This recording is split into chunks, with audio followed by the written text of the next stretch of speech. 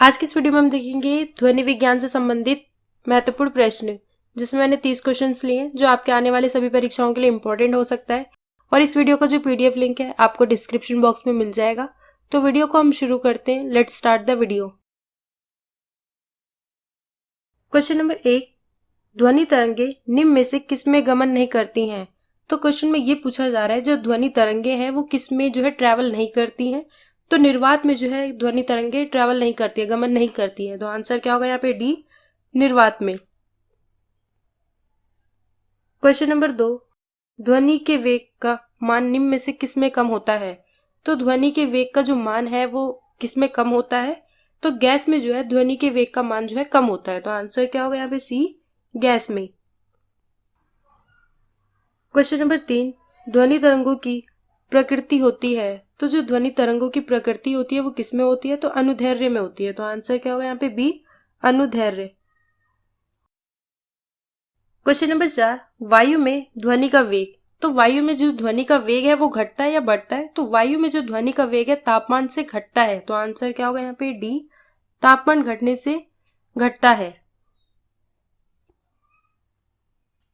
Question number 5, स्त्रियों की आवाज पुरुषों की आवाज की अपेक्षा पतली होती है क्योंकि स्त्रियों की आवाज की। तो इसमें क्वेश्चन में ये पूछा जा रहा है कि जो स्त्रियों की आवाज है वो पुरुषों की अपेक्षा पतली होती है क्योंकि स्त्रियों की आवाज में आवृत्ति अधिक होती है। तो आंसर क्या होगा यहाँ पे? ए, आवृत्ति अधिक होने के कारण स्त्रियों की आवाज पुरुषों की आवाज की अपेक्षा पतली होती है। क्वेश्चन नंबर 6, ध्वनि तरंगे किसके कारण प्रतिध्वनि उत्पन्न करती हैं? तो जो ध्वनि तरंगे हैं वो किसके कारण प्रतिध्वनि उत्पन्न करती हैं? तो परावर्तन के कारण ध्वनि तरंगे प्रतिध्वनि उत्पन्न करती हैं। तो आंसर क्या होगा यहाँ पे? ए, परावर्तन यानी रिफ्लेक्शन। क्वेश्चन नंबर 7, कौन सी प्रक्रिया प्रकाश और ध्वनि तरंगों में घटित नहीं होती है? तो वो कौन सी प्रक्रिया है जो प्रकाश और ध्वनि तरंगों में घटित नहीं होती है? तो वह है ध्रुवण। तो आंसर क्या होगा यहाँ पे? डी, ध्रुवण। क्वेश्चन नंबर 8, चमगादड़ अंधेरे में उड़ते हैं क्योंकि जो चमगादड़ है वो अंधेरे में उड़ते हैं क्योंकि वह परावैश्य तरंगे उत्पन्न करते हैं, इसीलिए चमगादड़ अंधेरे में उड़ते हैं। तो आंसर क्या होगा यहाँ पे? बी, वह परावैश्य तरंगे उत्पन्न करते हैं। क्वेश्चन नंबर 9, विमानों के आंतरिक भागों की सफाई में किन तरंगों का उपयोग किया जाता है? तो विमानों के आंतरिक भागों की सफाई करने में किन तरंगों का उपयोग किया जाता है? तो अल्ट्रासोनिक वेव्स का प्रयोग किया जाता है। तो आंसर क्या होगा यहाँ पे? ए, अल्ट्रासोनिक वेव्स। क्वेश्चन नंबर 10, ध्वनि की चाल अधिकतम होती है। तो जो ध्वनि की चाल है वो अधिकतम किस में होती है? तो इस्पात में होती है। तो आंसर क्या होगा यहाँ पे? डी, इस्पात। इस्पात यानी स्टील में ध्वनि की चाल अधिकतम होती है। क्वेश्चन नंबर 11, साधारण बातचीत की ध्वनि की तीव्रता होती है। तो साधारण बातचीत में ध्वनि की तीव्रता कितनी होती है? तो 30 से 40 डेसिबल साधारण बातचीत की ध्वनि की तीव्रता होती है। तो आंसर क्या होगा यहाँ पे? सी, 30 से 40 डेसिबल। क्वेश्चन नंबर 12, स्टेथोस्कोप ध्वनि के किस सिद्धांत पर कार्य करता है? तो स्टेथोस्कोप ध्वनि के किस सिद्धांत पर कार्य करता है? तो परावर्तन सिद्धांत पर कार्य करता है। तो आंसर क्या होगा यहाँ पे? ए, परावर्तन, रिफ्लेक्शन। क्वेश्चन नंबर 13, जब ध्वनि तरंगे चलती हैं तो वो अपने साथ ले जाती हैं। तो जो ध्वनि तरंगे हैं जब चलती हैं तो वो अपने साथ क्या लेके चलती हैं? तो ऊर्जा लेके चलती हैं यानी एनर्जी। तो आंसर क्या होगा यहाँ पे? डी, ऊर्जा। क्वेश्चन नंबर 14, सोनार का प्रयोग किया जाता है। तो सोनार का जो प्रयोग है वो किसके द्वारा किया जाता है? तो नाविक द्वारा किया जाता है। तो आंसर क्या होगा यहाँ पे? सी, नाविक द्वारा। क्वेश्चन नंबर 15, निम्न में से किसके द्वारा सबसे अधिक ध्वनि प्रदूषण होता है? तो एक क्वेश्चन में ये पूछा जा रहा है कि किसके द्वारा सबसे अधिक ध्वनि प्रदूषण होता है? तो हवाई जहाज की उड़ान से सबसे अधिक ध्वनि प्रदूषण होता है। तो आंसर क्या होगा यहाँ पे? डी, हवाई जहाज की उड़ान। क्वेश्चन नंबर 16, ध्वनि के किस लक्षण के कारण कोई ध्वनि मोटी या पतली होती है?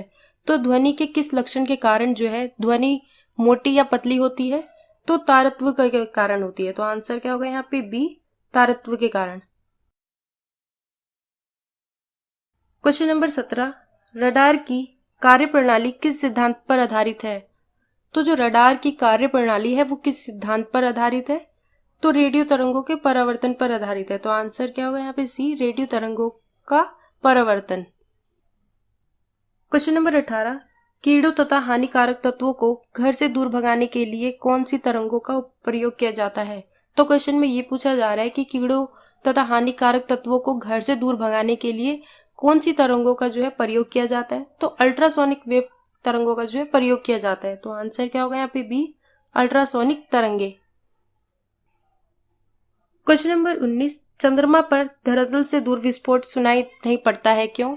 तो चंद्रमा पर जो है धरातल से दूर विस्फोट सुनाई नहीं पड़ता है क्योंकि वायुमंडल की अनुपस्थिति के कारण जो है चंद्रमा पर धरातल से दूर विस्फोट सुनाई नहीं पड़ता है। तो आंसर क्या होगा यहाँ पे? डी, वायुमंडल की अनुपस्थिति के कारण। क्वेश्चन नंबर 20, वायु में ध्वनि के वेग का मान है। तो वायु में जो ध्वनि के वेग का मान है वो कितना है? तो 332 मीटर पर सेकेंड है। तो आंसर क्या होगा यहाँ पे? बी, 332 मीटर पर सेकेंड। क्वेश्चन नंबर 21, चिल्लाते समय व्यक्ति हमेशा हथेली को मुंह के समीप रखता है क्योंकि? तो क्वेश्चन में ये पूछा जा रहा है कि कोई व्यक्ति जब चिल्लाता है तो अपनी हथेली को अपने मुंह के समीप रखता है क्योंकि उस स्थिति में जो है ध्वनि की ऊर्जा सिर्फ एक ही दिशा में जो है इंगित होती है। तो आंसर क्या होगा यहाँ पे? बी, उस स्थिति में ध्वनि की ऊर्जा सिर्फ एक ही दिशा में इंगित होगी।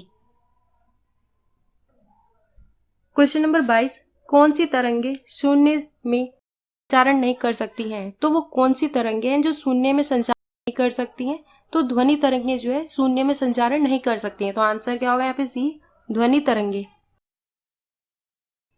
क्वेश्चन नंबर 23, ध्वनि की तीव्रता का मात्रक है। तो क्वेश्चन में ये पूछा जा रहा है कि ध्वनि की तीव्रता का जो मात्रक है यानी यूनिट है वो क्या है? तो डेसिबल है। तो आंसर क्या होगा यहाँ पे? B, decibel. क्वेश्चन नंबर 24, कौन सी तरंगे शून्य में संचारण नहीं कर सकती हैं? तो क्वेश्चन में ये पूछा जा रहा है कि वो कौन सी तरंगे हैं जो शून्य यानी निर्वात में जो है संचारण नहीं कर सकती हैं। तो वो कौन सी है? तो वो है ध्वनि तरंगे। तो आंसर क्या होगा यहाँ पे? बी, ध्वनि तरंगे यानी साउंड वेव्स। क्वेश्चन नंबर 25, वायु में ध्वनि की चाल है। तो वायु में जो ध्वनि की चाल है वो क्या है? तो 332 मीटर पर सेकेंड जो है ध्वनि की चाल है वायु में। तो आंसर क्या होगा यहाँ पे? सी, 332 मीटर पर सेकेंड। क्वेश्चन नंबर 26, निम्नलिखित में से ध्वनि की चाल सबसे अधिक किसमें होगी?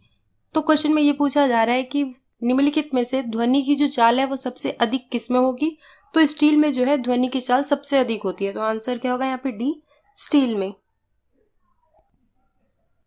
क्वेश्चन नंबर 27, बी तरंगे उत्पन्न होती हैं। तो जो बी तरंगे हैं वो किस लिए उत्पन्न होती हैं? भूकंप आने से जो है बी तरंगे उत्पन्न होती हैं। तो आंसर क्या होगा यहाँ पे? बी, भूकंप आने से यानी अर्थक्वेक आने से जो है बी तरंगे उत्पन्न होती हैं। क्वेश्चन नंबर 28, उड़ते हुए वायुयान का वेग ज्ञात किया जाता है। तो उड़ते हुए जो वायुयान का वेग है वो किसमें ज्ञात किया जाता है? तो डॉपलर प्रभाव के द्वारा ज्ञात किया जाता है। तो आंसर क्या होगा यहाँ पे? डी, डॉपलर प्रभाव के द्वारा। क्वेश्चन नंबर 29, रेडियो तरंगे पृथ्वी की किस सतह से परावर्तित होती हैं? तो ये पूछा जा रहा है क्वेश्चन में कि जो रेडियो तरंगे हैं वो पृथ्वी की किस सतह से जो है परावर्तित होती हैं? तो आयन मंडल से परावर्तित होती हैं। तो आंसर क्या होगा यहाँ पे? सी, आयन मंडल। क्वेश्चन नंबर 30, मनुष्य किस आवृत्ति की तरंगों को सुन सकता है? तो जो मनुष्य है वो किस आवृत्ति की तरंगों को जो है सुन सकता है? तो 20 से 20,000 हर्ट्ज के बीच जो है मनुष्य आवृत्ति की तरंगों को सुन सकता है। तो आंसर क्या होगा यहाँ पे? बी, 20 से 20,000 हर्ट्ज के बीच।